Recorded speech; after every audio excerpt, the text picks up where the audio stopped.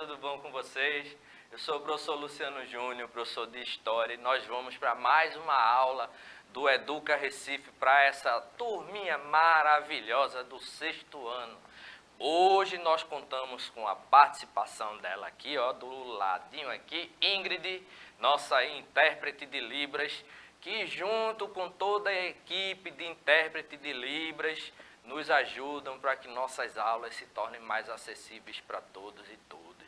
Lembrando, vocês assistem a aula no turno de agora, né, pela TV Nova. No turno seguinte, né, essa aula será reprisada. Então, se você estiver assistindo a reprise, a aula que você está assistindo agora, ela foi transmitida antes. Então, ó, aí tudo é uma questão de tempo, né? Porque a gente fica aqui naquela. E agora, o que é que a gente vai fazer? Bom dia, boa tarde, boa noite. Então, bom dia, boa tarde, boa noite, boa madrugada, boa qualquer hora para você. Porque você pode assistir também a nossa aula pelo canal do YouTube. E no YouTube você assiste a hora que você quiser, quantas vezes você quiser, na velocidade que você quiser, voltando, adiantando para entender melhor aquilo que não entendeu. E assiste também, ó, por meio do aplicativo do Educa Recife, que os nossos colegas da produção, aí a produção maravilhosa, Isadora e Juninho, meu xará, já jogaram aqui no cantinho. Ó, então, aponta o celular, faz o download do aplicativo, instala o aplicativo do Educa Recife e assiste às suas aulas com a sua internet financiada. Isso é segredo, viu? Ó, mas é um segredo bom. Então, assiste com as aulas com a internet financiada, não consumindo do seu pacote de dados. Mas veja, eu já falei de Ingrid, já falei de Isadora, de Juninho, e agora eu vou falar, eu vou passar a palavra para ela, a poderosa professora Vanessa. Vamos embora, né, pessoal? Tudo bem com vocês? Estamos aqui chegando para mais uma aula de história maravilhosa, né? Já dei o meu bom dia aqui no chat e estou aguardando a participação de vocês, certo? Então, deixem comentários, tirem dúvidas, que é muito importante a participação aí de vocês. E manda um alô também, um abraço, que a gente adora receber os recadinhos de vocês. Tá bom? Então, bons estudos, vamos lá, porque eu também quero aprender aqui nessa aula, viu? Vamos embora, professor Lu? Vamos, e eu vou fazer só uma pergunta aí, professora Vanessa. Nosso querido, fiel companheiro do 6º ano, Sabino, já apareceu aí? Sabino apareceu agora? Eita, abração dele. Aí, Sabino, é isso aí, ó. Sabino merece ganhar um prêmio, né, de aluno assíduo do Educa Recife, Quem né? sabe Sabino aparecer aqui nas nossas aulas. Será que ele já veio aqui para as aulas aqui? Vamos ver aí, né, Sabino, se pode vir fazer uma visita a gente aqui, para quem sabe participar de uma aula de história com a gente aqui, ó. Então fica aí ao vivo aí o convite, certo? Registrado, mas vamos lá. Vê, na aula passada a gente começou a falar sobre a civilização grega. Então a gente viu na aula passada, né? Começamos a falar sobre esse conceito aqui de antiguidade clássica. Por que antiguidade clássica? Porque a gente estudou, antes de começar a falar da Grécia, né? A gente estudou aquilo, né, que a gente chama de antiguidade oriental, onde nós começamos a estudar todas as civilizações do chamado Oriente. Quando a gente fala em antiguidade clássica, nós estamos nos referindo agora à antiguidade ocidental, onde nós vamos estudar, já começamos, né, a estudar a civilização grega e mais na frente vamos estudar a civilização romana. Então vejam, essas duas civilizações, elas são muito importantes. Por quê? Por quê, professora Vanessa? Porque elas alcançaram um nível de desenvolvimento, aqui, ó, como a gente diz, ó, tão grande, certo? Que esse desenvolvimento, ele, assim, afetou todas as suas estruturas, né? A estrutura social, a econômica, a política, a religiosa, a cultural, inclusive é devido a essas duas civilizações que a gente fala, por exemplo, em cultura ocidental, né? Porque a gente teve um grande legado aí, ó. Observa aqui, ó, um grande legado, ó, o surgimento da democracia, né? Na Grécia Antiga, certo? E o direito civil, né, que se desenvolveu a partir, né, dos povos romanos, né? Então a gente teve isso. Mas falou também sobre os dados geográficos da Grécia, né? A gente viu aqui, ó, a Grécia, né? Ela seria o conjunto desses territórios que estão aqui coloridos, né?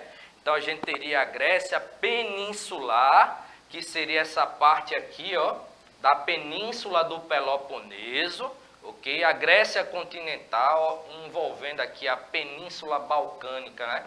E a península ática, e a Grécia insular, formada pelo conjunto de ilhas, aqui, ó, dos mares Jônio ou Jônico, certo? E Egeu. E há algumas divisões que ainda acrescentam aí a Grécia Oriental, né? Que ela já pega aqui, ó, parte do território da Ásia Menor. Então a gente viu essa divisão, né, territorial e viu também que o relevo desse território era bastante montanhoso, né, como aconteceu, por exemplo, com a civilização fenícia. Relevo bastante montanhoso dificultava a comunicação e, devido a isso, dificultava também a prática da agricultura, e eles tiveram que se dedicar ao comércio, porque, embora a gente tenha um relevo montanhoso, mas cercado de mares, a gente tinha bons portos, e isso favoreceu o desenvolvimento do comércio marítimo, né, nesses territórios, ok? Então aqui, ó, a gente tinha até colocado o esqueminha aqui, ó, a Grécia insular, né, as ilhas, ok?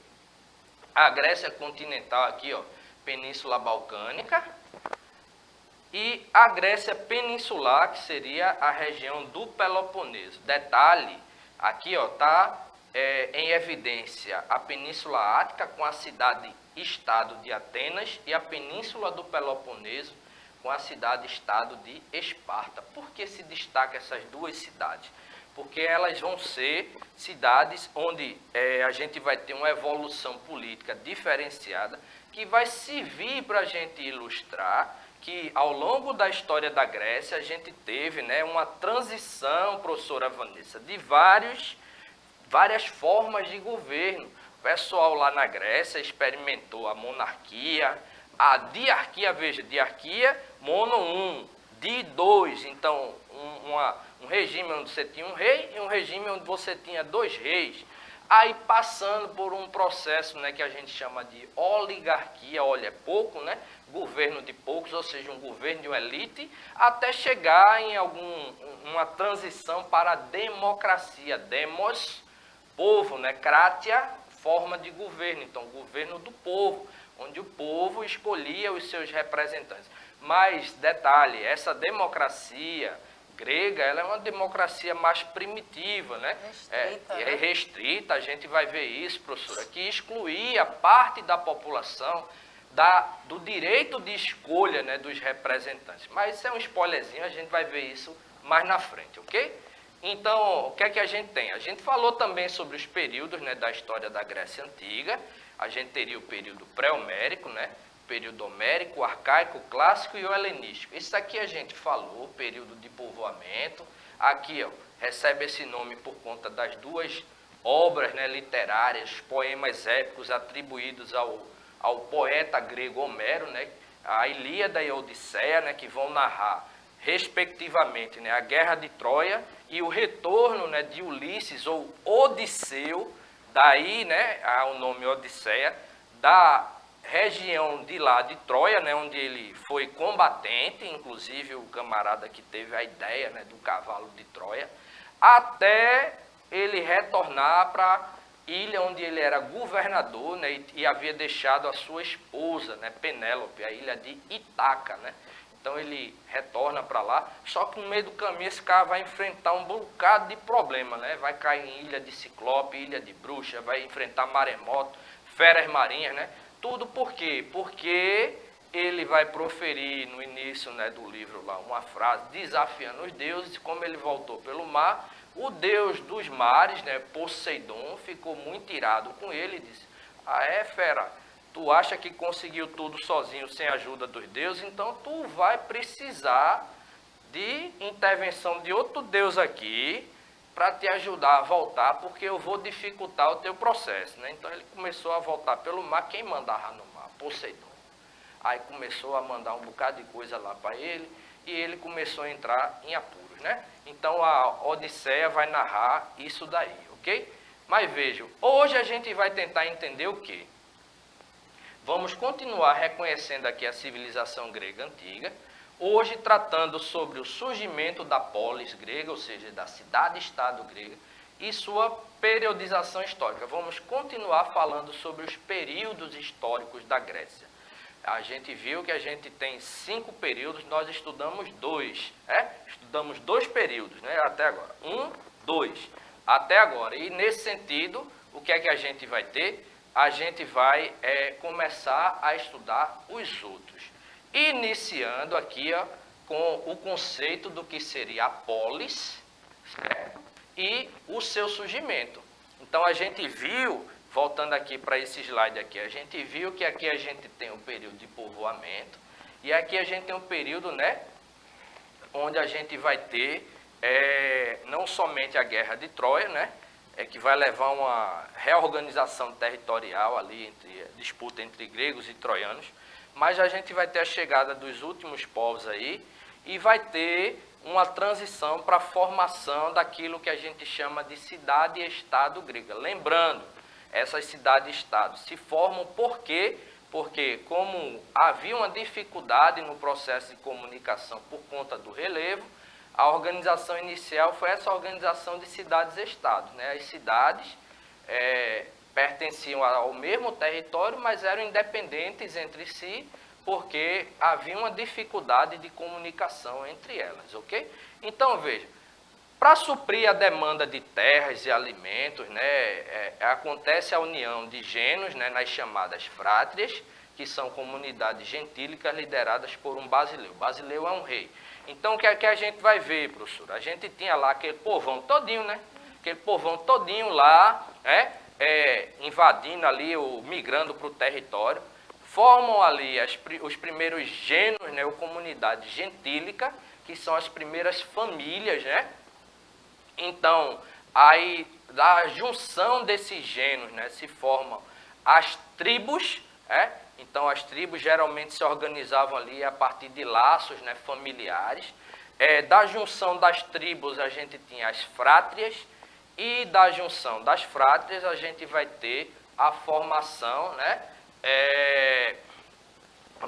que eu troquei aqui, ó. Gênios juntos formam as frátrias, e as frátrias formam as tribos as comunidades gentílicas aí, lideradas por um basileu, certo? O rei. Então, a gente, nesse sentido, quando a gente tem aí a junção disso tudo, né, o final vai ser, né, essa comunidade gentílica que vai dar origem, mais na frente, ao que a gente chama de cidade-estado, né, ou polis. Então, a expressão polis era a cidade-estado. Então, veja, gênios unidos formam a frátria. Essas frátrias se reuniam em tribos, e a união das tribos deu origem às cidades-estados, a polis grega, né? Então, nesse sentido, aqui a gente tem o indivíduo, aí ele forma um grupo familiar, junção de outras famílias, né, formando uma frátria, a junção das frátrias, a tribo, e a junção das tribos, o demos, né, que era o povo, ou seja, o povo unido formava a cidade-estado. Então, acho que eu tinha falado certo, a gente fica se confundindo aqui, mas vocês perdoem, é o clima do sextou. Então, aqui, ó, aí o que é que a gente tem? O bom é que a gente ao vivo, a gente erra e a gente corrige ao vivo também, tá vendo aí? Ó? Então, a vantagem é essa. Então, nesse sentido, né, o que é que a gente vai ter? Uma consequência disso aqui é que essa junção ela vai começar a formar aquilo que a gente conhece como desigualdade social. Aqui, ó, onde uma parte da população acumulava mais privilégios e uma parte da população acumulava menos privilégios. Então, a gente tem o surgimento das desigualdades sociais aí nas comunidades. Porque essa polis também era controlada por uma oligarquia, né, aristocrata. Exatamente. Então, não era todos ali que participavam dessa organização. É importante frisar isso, né? Por isso que também o surgimento aí dessa questão das desigualdades. Exatamente. E a gente vai ver que essas desigualdades, elas vão se refletir em uma configuração social nova, né, e diferente, onde a gente vai ter aqui, a gente sempre ilustra quando fala dessas civilizações, a chamada pirâmide social, onde a base era a maioria, né, e tinha inversamente proporcional aí, ó. A maioria está na base, mas tem menos privilégios, e a minoria está no topo e tem mais privilégios, né? Então, ou seja, a menor quantidade de pessoas com mais privilégios. No topo da pirâmide estavam os eupátridas, considerados os bem-nascidos, né? Ou seja, aqueles que ficavam com as melhores terras, né? E nesse sentido, logo abaixo deles, os gorgóis, né? Que eram os agricultores menos favorecidos. Vamos lembrar, como eu disse, o relevo dificultava a agricultura. E nesse sentido, né, a gente vai ter aqui eupátridas com as melhores terras, né, para o trabalho agrícola, e os gorgóis com as terras não tão boas. Então, o trabalho desses camaradas daqui também era mais ou menos dificultado de acordo com a posse e o tipo de terra que eles possuíam, ok? Logo abaixo deles, os demiurgos, né, que eram o quê? Eu coloquei aqui, cadê? Aqui, ó. Uma classe social de comerciantes, né? Então a gente tem aqui, ó, os aristocratas, né? Os produtores aqui, digamos, produtores rurais, né? Com as terras de não tão boas condições. Os comerciantes, certo? Aí é porque eu coloquei aqui, ó, na ordem, professora, os tetas, né? Que estão logo abaixo dos demiurgos, eu coloco eles aqui primeiro. Que na realidade ela era aqui, ó, a turma sem terra, né? Aí vejam, vamos enfatizar uma questão aqui. Toda essa estrutura que a gente está vendo aqui, ela tem uma divisão baseada na posse da terra. Então a terra era um fator importante nesse momento. Então, quem ficava com as melhores terras, quem ficava com as piores terras, quem não trabalhava com as terras, né, porque trabalhava com o comércio, podia trabalhar até indiretamente, né, pegando produtos, né, produzidos na terra aqui e comercializando. E a galera que não tinha terra. Só que, professora, e aí? Existia um grupo que podia estar numa condição de inferioridade em relação a esses camaradas que não tinham nem terra? Tinha os metecos, né, que eram os, eu voltei aqui, os estrangeiros, porque a gente falou que no desenvolvimento, né, da história da Grécia, a gente vai ter uma democracia, né, surgindo nesse território, mas que ela excluía algumas pessoas desse processo, né, de escolha dos seus representantes. Por exemplo, a democracia ateniense, ela excluía do direito de escolher, ela excluía a pessoa, né, de ter o direito de escolher os seus representantes. Quem eram os excluídos? Estrangeiros, escravos e mulheres. Ó, 3 grupos. Estrangeiros, escravos, mulheres. Ok? Então, nesse sentido, o que é que a gente tem? Esse pessoal ficava de fora. Ok? Então, a gente observa, né, que inicialmente a estrutura social da polis grega ela vai estar baseada nesse critério da terra, certo? Então, quem tinha melhor terra era uma minoria, né, na sociedade, até porque terra para cultivo não era uma coisa abundante nesse território, era uma coisa escassa. A gente viu a questão do relevo, né? Então, outra questão que a gente vai ter aqui é que não coloquei aqui, mas ainda existiam os escravos. Só que aqueles ainda eram tipo assim minoria, né? A escravidão, certo? Ela começou a aumentar a partir daqui e a partir daí o que é que a gente tem? A gente observa a Grécia, ela desenvolvendo o que a gente vai chamar de modo de produção escravista. Por quê, professora? Porque nessa situação, o que é que a gente tinha? toda a produção manual, tanto na Grécia Antiga quanto em Roma, que a gente vai estudar mais na frente, ela passava pelas mãos dos escravos. Professor, e como é que esses escravos eram obtidos? Inicialmente de duas formas, por meio de dívidas e por meio de guerras. Com o passar do tempo, a gente vai ver aqui pela história da Grécia que a escravidão por dívidas ela foi abolida, restando a escravidão por guerra. Os gregos invadiam um local, dominava aquele povo, o povo que perdia a guerra se transformava em escravo. E detalhe, como o povo que perdia se transformava em escravo, qualquer pessoa de uma outra comunidade podia ser escravo. Podia ser escravo um rei, um nobre, um camponês, um escravo que já era escravo daquele pessoal, certo? Homem, mulher, criança, idoso, certo? Branco, preto. Nesse sentido, a escravidão, ela abarcava aí todo mundo daquele povo que perdeu em combate, ok? Diferente do que a gente vai ver com a escravidão moderna, onde os europeus, eles direcionaram o seu olhar apenas para os negros africanos e para os indígenas americanos, né, quando eles chegam aqui à América, ok? Então, veja, a desigualdade social, junto aí com a crise agrícola, leva os gregos para a segunda diáspora grega. Vamos lembrar qual foi a primeira? Período de povoamento, começaram a chegar os povos, né? Aqueus, jônios, eólios, até que começa a chegar no território um povo chamado de dórios. E os dórios eram bravos, violentos, era aquele pessoal sangue nos olhos, faca nos dentes, né? Então, esse pessoal, quando entrou com tanta violência que começou a expulsar o pessoal dos seus territórios, levando eles para migrarem para outros territórios, colonizando outros locais, dando origem ao que a gente chama de primeira diáspora. Diáspora é dispersão, ou seja, espalhamento. O pessoal começou a se espalhar.